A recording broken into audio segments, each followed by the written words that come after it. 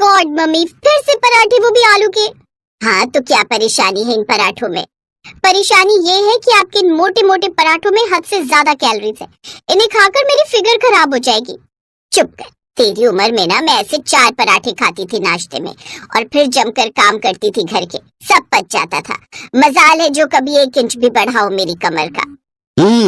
तब तो नहीं बढ़ा, पर अब हैं? कुछ बोले आप? नहीं तो बोल तो समायरा रही थी। हाँ बेटा बोलो, तुम्हें क्या खाना है? पापा, मेरे डाइट प्लान के हिसाब से मुझे ब्रेकफास्ट में सूप पीना था। मैंने मम्मी को बोला भी था। अरे भाड़ में गया तेरा डाइट प्लान और चूल्हे में जाए तेरा वो सूप साप। मेरे कोई 4 हाथ नहीं है जो सबके लिए अलग अलग नाश्ते बनाती रहो। चुपचाप जो बनाए खा ले। सॉरी मम्मी, अब मैं ये भारी भरकम पराठे तो नहीं खा सकती। ये कहकर समायरा डाइनिंग टेबल से उठी और बिना कुछ खाए ही अपने कॉलेज के लिए निकल गई। हे भगवान, क्या होगा इस लड़की का? क्यों इतनी चिंता करती हो? अच्छा तो है अगर वो अपनी सेहत को लेकर थोड़ा सीरियस है। थोड़ा नहीं, जरूरत से ज्यादा ही सीरियस है तुम्हारी बेटी। अरे आगे जाके शादी करनी है, फिर बच्चा पैदा करना है। ऐसे छुई मुई जैसे शरीर के साथ होगा ये सब? और जरा ये बताओ, ससुराल में कौन देखेगा इसके इतने ड्रामे? ओहो संतोषी, तुम कुछ ज्यादा ही सोच रही हो। हम अपनी समायरा के लिए ऐसा मॉडर्न ससुराल ढूंढेंगे जहाँ। रहने दीजिए जी, सिर्फ ससुराल मॉडर्न होने से कुछ नहीं होता। थोड़ा एडजस्टमेंट अपनी बेटी को भी सिखाइए। ये कहकर संतोषी भी डाइनिंग टेबल से उठ गई। दूसरी तरफ दिन के वक्त कॉलेज की कैंटीन में। क्या तुमने सुबह से कुछ नहीं खाया और तुम ये बात मुझे अब बता रही हो? अब सॉरी, बट मैं क्या करती? अब ब्रेकफास्ट में आलू के पराठे तो नहीं खा सकती थी ना। मैं अपनी फिगर को लेकर कितनी कॉन्शियस हूँ। ओहो सैम, बी रिलैक्स नाउ। तुम चाहे कितनी भी मोटी क्यों ना हो जाओ, मैं तुम्हें ऐसे ही प्यार करता रहूंगा। I promise. Shut up Shivu, पहले सब यही बोलते हैं। और बात सिर्फ तुम्हारी वैसे भी नहीं है। मुझे अपनी फिगर लाइफ टाइम मेंटेन रखनी है ताकि मैं हमेशा अपनी चॉइस के कपड़े पहन सकूं। एक मिनट, तुम्हारी चॉइस के कपड़े? इसका मतलब तुम शादी के बाद भी यही सब पहनने वाली हो? हाँ बिल्कुल। क्यों, तुम्हें कोई प्रॉब्लम है क्या? मुझे तो नहीं है, बट मेरी मॉम को हो सकती है। तो तुम्हें मुझे नहीं बल्कि तुम्हें डील करना पड़ेगा इस सिचुएशन से। देखो शिवांश, अभी देर नहीं हुई है, हम अभी मूव ऑन कर सकते हैं। बट तुम मुझसे ये एक्सपेक्ट मत करना कि मैं किसी के लिए भी खुद को बदलने वाली हूँ। अरे तुम तो खामखा सीरियस हो गई। ओके, मैं मॉम को समझा लूंगा। ओके, बट ये मूव ऑन का ख्याल भी अपने दिमाग में मत लाना प्लीज। शिवांश और समायरा क्लासमेट्स थे और काफी समय से एक दूसरे को डेट कर रहे थे। दोनों में फर्क बस इतना था कि शिवांश समायरा के लिए सब कुछ छोड़ने को तैयार था और समायरा इसी शर्त पर शिवांश के साथ थी कि वो उसे कभी कुछ छोड़ने को नहीं कहेगा। फिर वक्त के साथ दोनों का रिश्ता और गहरा होता गया और कॉलेज खत्म होने के बाद जैसे ही शिवांश को एक अच्छी जॉब मिली, उसने समायरा से शादी कर ली। और फिर बहू रुको, कहाँ जा रही हो? किचन में मम्मी जी। वो एक्चुअली मुझे मॉर्निंग में वार्म वाटर पीने की आदत है। अब वो सब तो ठीक है बेटा, पर पहले जरा कपड़े तो चेंज कर लो। बाहर तुम्हारे पापा जी बैठे हैं और अभी कुछ रिश्तेदार भी हैं घर में। देन व्हाट मम्मी जी? अब मुझे घर में कंफर्टेबल कपड़े पहनने की आदत है। शिवू को इससे कोई प्रॉब्लम नहीं है। देन आई होप कि आप सबको भी कोई प्रॉब्लम नहीं होनी चाहिए। सच तो ये था कि शिवांश ने समायरा के रहन सहन के बारे में अपने घर में किसी को कुछ बताया ही नहीं था, लेकिन अब उसे कई सवालों के जवाब देने थे। तो तूने हमें ये सब पहले क्यों नहीं बताया? पहले दिन भरे रिश्तेदारों के सामने बेइज्जती करवा दी। कैसी बेशर्म लड़की है, आधे अधूरे कपड़ों में पहुंच गई रसोई में।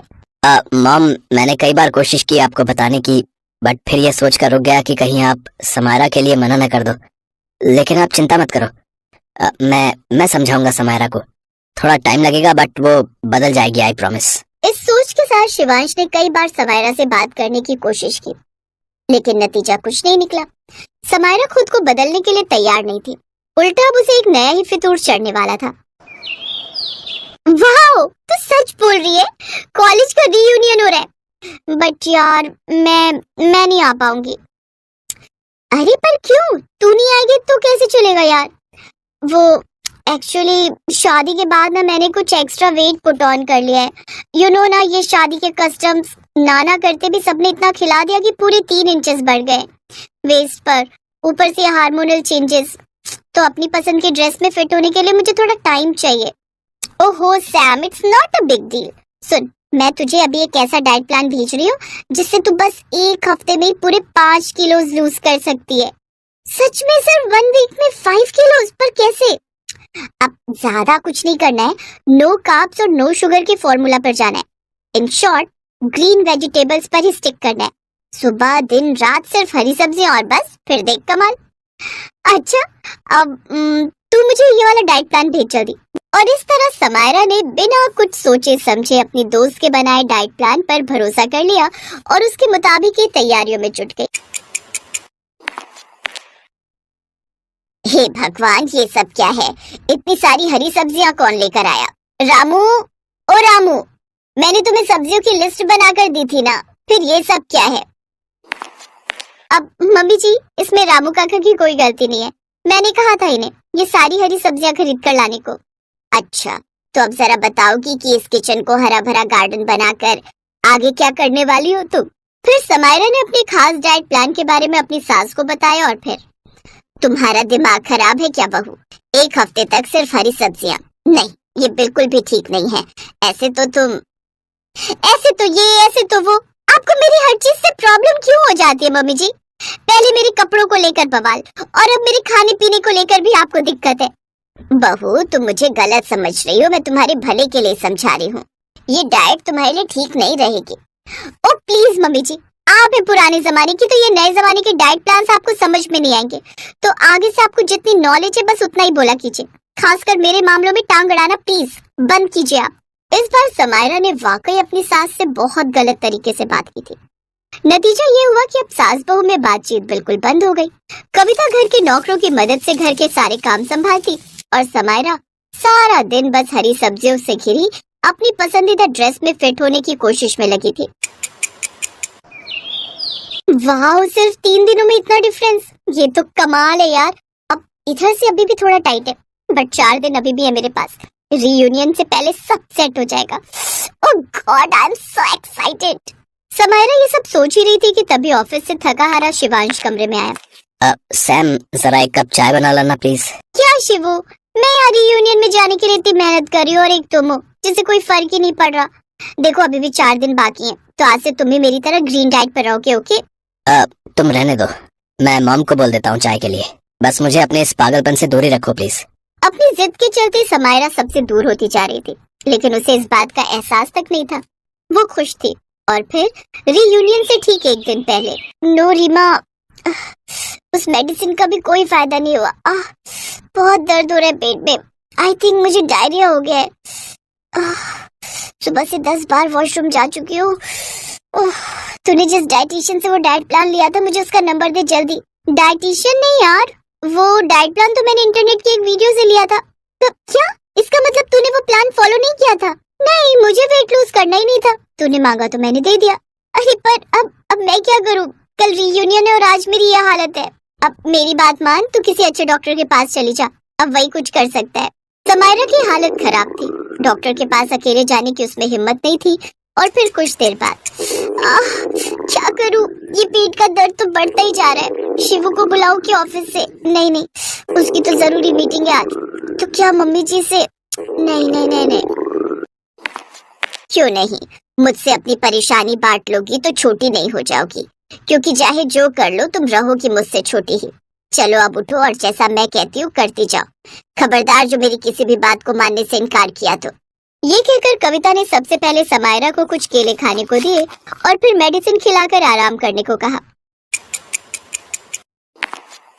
अब तबीयत कैसी है बहू?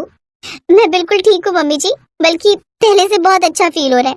कमाल है ना शिवू, मम्मी जी ने मुझे बस 1 ही दिन में ठीक कर दिया। ठीक कैसे नहीं करती, अपने मेडिकल कॉलेज की टॉपर थी मॉम। अगर मेरी जिम्मेदारी ना होती तो एक जानी मानी डॉक्टर की बहू होती आज तुम। क्या? मम्मी जी आप मेडिकल स्टूडेंट थी? आपने मुझे पहले क्यों नहीं बताया? बता तो रही थी उस दिन, पर तुमने सुना कहाँ। अरे हरी सब्जियां सेहत के लिए अच्छी होती हैं, इसमें कोई शक नहीं, लेकिन उनका भी हमारे खाने में एक सही अनुपात होना चाहिए। हमेशा याद रखो, हेल्दी लाइफस्टाइल के लिए डाइटिंग नहीं बल्कि बैलेंस न्यूट्रिशन की जरूरत होती है, और ऐसा करके तुम चाहे जो पहनो अच्छी ही लगोगी। समझ गई मम्मी जी, प्लीज मुझे माफ कर दीजिए। मैं आगे से अरे आगे की आगे देखेंगे, फिलहाल तुम जाकर तैयार हो जाओ। रीयूनियन में नहीं जाना है क्या? जाना है ना मम्मी जी, बट मैं पहनूं क्या ये समझ में नहीं आ रहा। अब आप मेरी हेल्प करेंगी ना प्लीज? गोमती ने देखा कि सुबह के 5 बज गए हैं। वो जल्दी जल्दी उठी और मंडी जाने के लिए तैयार हो गई। उठ गई गोमती? हाँ, और सुनो, मैं सब्जी लेने मंडी जा रही हूँ।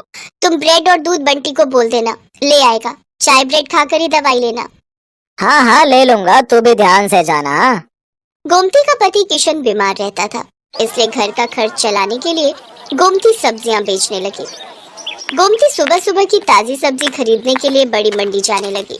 गोमती ताजी सब्जियां खरीद कर लाती और बाजार में ताजी सब्जी का ठेला लगाती। सभी ग्राहक जानते थे कि गोमती बड़ी मंडी से ताजी सब्जियां लाती है, इसलिए सुबह सुबह गोमती के ठेले पर सब्जी खरीदने के लिए ग्राहकों की भीड़ लग जाती थी। 1 किलो आलू, प्याज, टमाटर और हाँ आधा किलो करेला, भिंडी और अरबी भी कर दो। 1 किलो खीरा निकाल देना। हाँ हाँ अभी कर देती हूँ। तभी एक औरत गोमती के पास आती है जिसका नाम मेघा था। वो गर्भवती थी और सुबह सुबह टहलने के लिए निकलती थी। मेघा का नियम था, वो गोमती से ताजी सब्जियां लेती हुई ही घर जाती थी। गोमती, मैंने तुम्हें कच्चे आम बोले थे, लाई हो क्या? हाँ हाँ मेघा दीदी, आपके कच्चे आम मैंने पहले ही अलग ले लिए थे। ये देखो ताजे ताजे कच्चे आम। अरे वाह, इन कच्चे आमों को देखकर तो मेरे मुंह में पानी आ रहा है। वैसे कुछ भी कहो, सुबह सुबह की ताजी सब्जी की सुगंध ही अलग होती है, जो पूरे बाजार में सिर्फ तुम्हारे ठेले पर ही मिलती है। मुझे लगता है तुम बहुत मेहनत से सुबह सुबह बड़ी मंडी से ताजी सब्जियां लाती हो। कितने बजे उठ जाती हो गोमती? मेघा दीदी, रात को देर से सोती हूँ और आप तो जानती ही हो बंटी के पापा की तबीयत ठीक नहीं रहती। पूरे घर का काम देखना होता है, फिर सुबह सुबह मंडी निकलती हूँ 5 बजे उठकर। उसके बाद घर जाना ही नहीं होता, सीधी यहीं आ जाती हूँ और ठेला तैयार करती हूँ। और कोई सब्जी चाहिए दे दूँ क्या? और आज आप अकेले आए हो? अक्सर तो आपके साथ अमर भैया होते हैं। हाँ, अमर को कुछ दिनों के लिए ऑफिस के काम से बाहर जाना पड़ा, आ जाएंगे बोल रहे हैं। वैसे मैंने माँ को बुला लिया है, अकेली होती हूँ ना घर पर तो मन ही नहीं लगता। एक काम करो, मैं तुम्हें सब्जियां बता देती हूँ, क्या तुम रोजाना मेरे घर पर ताजी सब्जियां दे जा सकती हो? अब चला नहीं जाता, पूरा टाइम है ना इसलिए। हाँ हाँ आप चिंता मत करो मेघा दीदी, मैं रोजाना सुबह सुबह की ताजी सब्जी आपके घर पहुँचा दिया करूंगी। इस हालत में आप अपना ख्याल रखो और किसी भी चीज की जरूरत हो तो मुझे वो भी कह देना, मैं ला दिया करूंगी। मैं तो बड़ी मंडी जाती रहती हूँ। बहुत बहुत धन्यवाद गोमती, नहीं तो आजकल इतना कौन करता है। ठीक है अब मैं चलती हूँ, ये मेरा फोन नंबर है, मैं तुम्हें सब्जियां बता दिया करूंगी, तुम पहुंचा दिया करना। ठीक है दीदी, इसमें अपना नंबर आप खुद ही डाल दो, मुझे डालना नहीं आता। हाँ हाँ लाओ। मेघा अपना नंबर गोमती के फोन में सेव कर देती है और उसका नंबर भी अपने फोन में ले लेती है। मेघा गोमती को फोन पर बता देती थी कि उसे सब्जी में क्या चाहिए। हेलो, हाँ मेघा दीदी, ठीक है, मैं अभी ठेले पर पहुंचूंगी ना तो पहले आपकी सब्जियां ही अलग करके दे जाऊंगी, उसके बाद ठेला लगा लूंगी। ठीक है गोमती। तुम्हारी ये सब्जी वाली बहुत अच्छी है, बेचारी रोजाना सुबह सबसे पहले तुम्हारी ही सब्जियां अलग करके दे जाती है। इसकी दी हुई भिंडी मैंने कल काटी थी, एक भिंडी खराब नहीं निकली, सब ताजी कच्ची कच्ची भिंडी थी। हाँ माँ बहुत अच्छी है गोमती, पर बेचारी का पति बीमार रहता है, 3 छोटे छोटे बच्चे हैं, अकेले ही सब्जी बेचकर घर का गुजारा कर रही है। गोमती सच में बहुत अच्छे स्वभाव की थी, ये बात मेघा और उसकी मम्मी जानते थे। एक दिन बहुत तेज बारिश हो रही थी, सड़कें पानी से भर गई थी, निकलने का भी कोई रास्ता नहीं था। गोमती सब्जियां तो ले आई थी पर ठेले पर नहीं लगा रही थी। आज तो बारिश ने परेशान कर दिया, सोच रही हूँ ठेला रुक कर लगाऊं, सड़कों पर पानी भरा हुआ है, कोई सब्जी लेने नहीं आएगा, थोड़ी देर बाद ही लगाऊंगी। अभी सारी सब्जी की बोरियां यहीं साइड में रख देती हूँ। एक काम करती हूँ, मेघा दीदी ने कल कच्चे आम बोले थे और बाकी सब्जियां भी तब तक उन्हें दे आती हूँ। आज उनका फोन भी नहीं आया, उन्हें लगा होगा कि मैंने बारिश के चलते सब्जी नहीं लगाई होगी। बारिश का पानी भी थोड़ा उतर जाएगा, बोरियां यहीं ठेले पर बांध जाती हूँ। गोमती ने सब्जी की बोरियां ठेले पर बांध दी और ठेले को जंजीर से बांधकर वो सब्जियां देने के लिए मेघा के घर चली जाती है।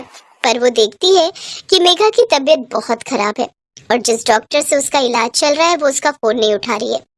अस्पताल में भी कोई फोन नहीं उठा रहा, जिस वजह से मेघा और उसकी मम्मी बहुत परेशान हो रहे थे। मम्मी, कोई भी फोन नहीं उठा रहा, मेरा दर्द बढ़ता जा रहा है। मुझे लग रहा है मेरा लेबर पेन स्टार्ट हो गया है। मुझे भी यही लग रहा है कि तुम्हारे बच्चे का दर्द शुरू हो गया है। एक तो बारिश में कोई कैब भी बुक नहीं हो रही। आंटी जी आप चिंता मत करो, यहाँ थोड़ी दूरी पर ही मेरी जान पहचान वाले एक ऑटो वाले भैया रहते हैं, मैं अभी उन्हें लेकर आती हूँ। मुझे लगता है आज बारिश की वजह से वो काम पर नहीं गए होंगे। गोमती उस ऑटो वाले के घर जाती है जिसे वो जानती थी।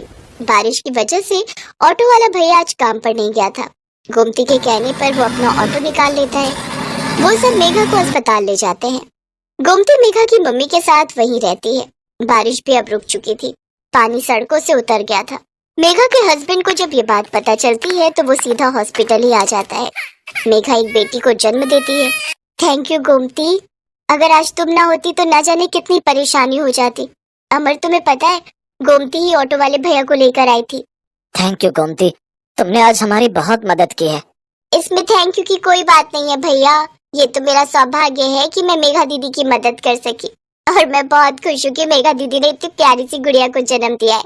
अब तो मैं मिठाई खाऊंगी। गोमती को ध्यान ही नहीं रहा, वो अपना ठेला और सब्जियां सुबह से छोड़ कर आई हुई थी। सब सब्जी वाले बारिश की वजह से वहां से जा चुके थे। गोमती देखती है उसका ठेला और सब्जियां कोई चोरी करके ले गया। गोमती बहुत रोती है। ये बात जब मेघा और अमर को पता चलती है तो वो गोमती की मदद करते हैं। गोमती, हमारी अपनी दुकान कब से खाली पड़ी थी, अब तुम हमारी दुकान को अपनी सब्जी की दुकान बना लो।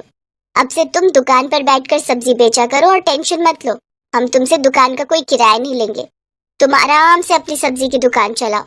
गोमती की आंखों में खुशी के आंसू आ जाते हैं।